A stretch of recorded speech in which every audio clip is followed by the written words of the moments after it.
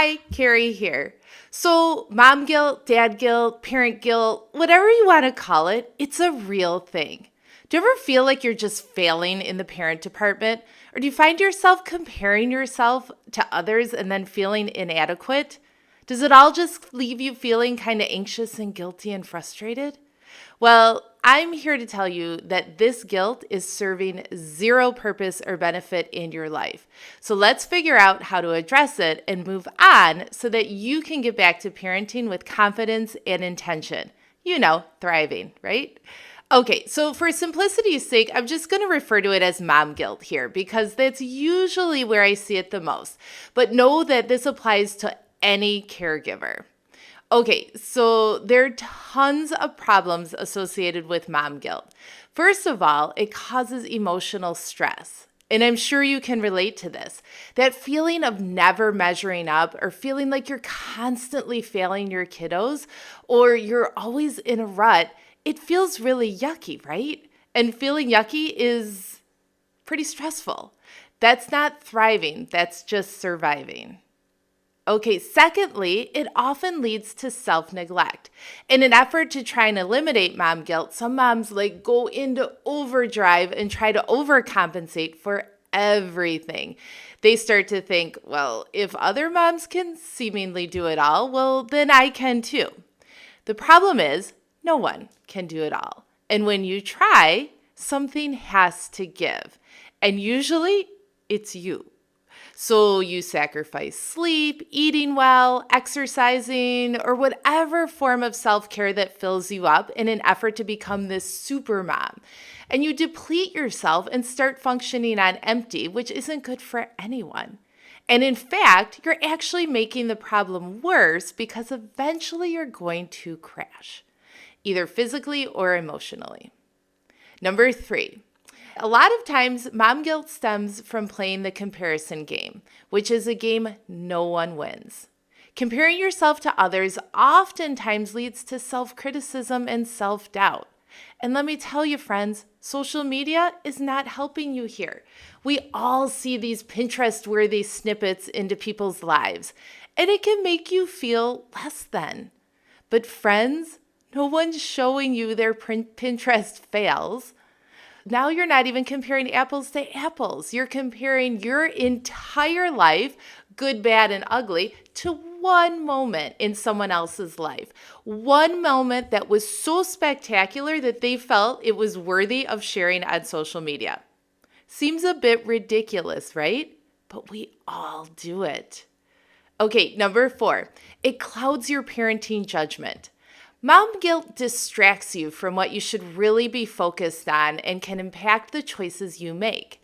You can't be intentional with your time and choices with your kiddos when you're distracted by these negative feelings and concerns over not being enough. So what are some ways to overcome this mom guilt so you can start parenting from a place of confidence, contentment, and joy? Sounds awesome, right? Okay, first, acknowledge these feelings and recognize that it's okay to have moments of insecurity and self-doubt.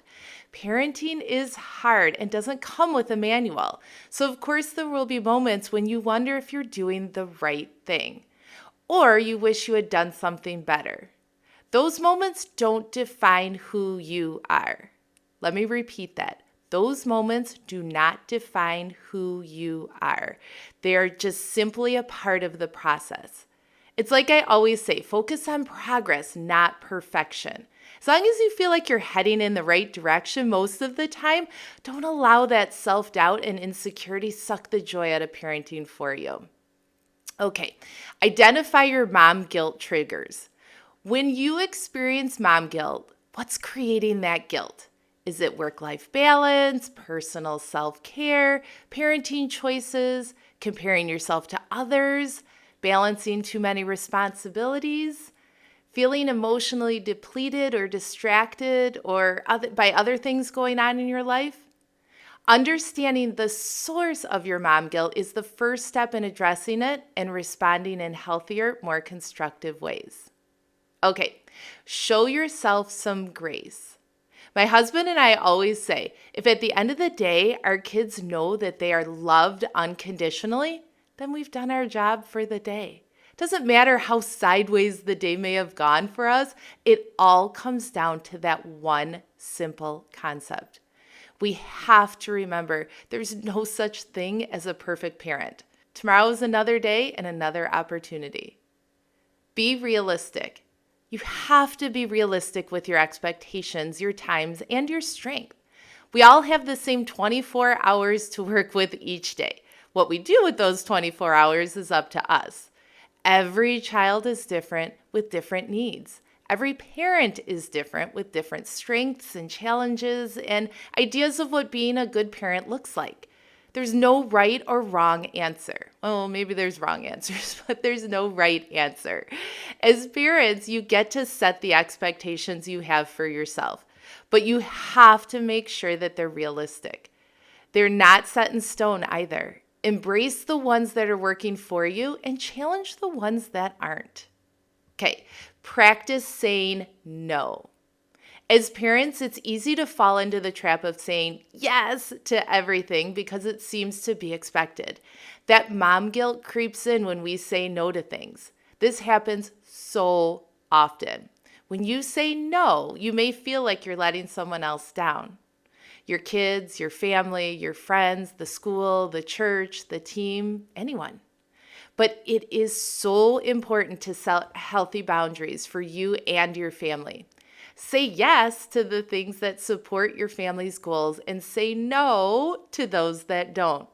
If you haven't watched my video on creating a family mission statement, I'll link it below. But a family mission statement is a great way to set your family's trajectory and a great filter to determine what you should say yes to and what you should say no to. Okay, find your tribe. It's important to surround yourself with a support system that can help you, listen to you, encourage you, and provide perspective for you. Parenting is hard, so don't try to do it alone.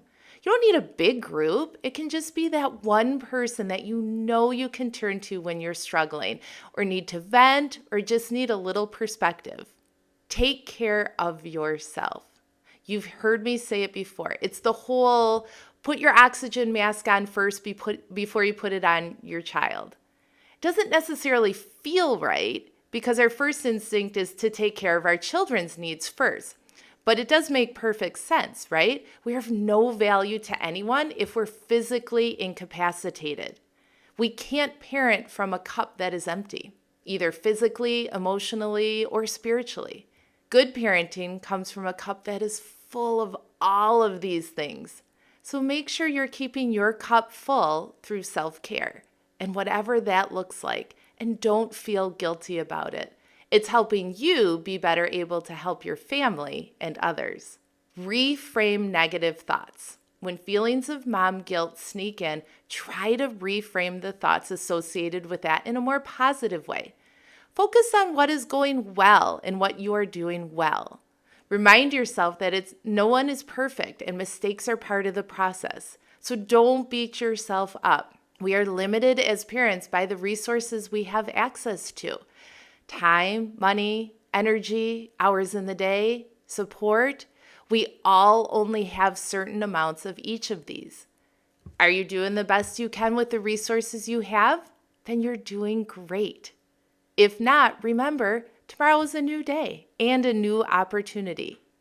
And don't forget to celebrate the victories. Mom guilt is sadly a reality for so many parents. Unrealistic expectations we place on ourselves, pressures from social media telling us what good parenting needs to look like, and the crazy fast pace of life can leave us feeling inadequate and like we're constantly failing. But this mindset doesn't serve anyone and actually hurts us by stealing the joy of parenting and being intentional with our time with our family. So I pray that if you're struggling with mom guilt, this resonated with you and that you can start trying to implement some of these strategies in your daily life so that you can reconnect with that joy of parenting confidently and intentionally. High five. You got this. Want more of this? Let's stay connected. You can subscribe here. Also, make sure to scan the QR code to get weekly-ish visits from me in your email with tools and resources to help you get your kiddos and your family out of survival mode and on their way to thriving.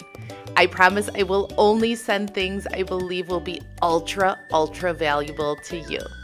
So I'm so thrilled we got connected, and I can't wait to see you again. Welcome to the Well-Equipped Family.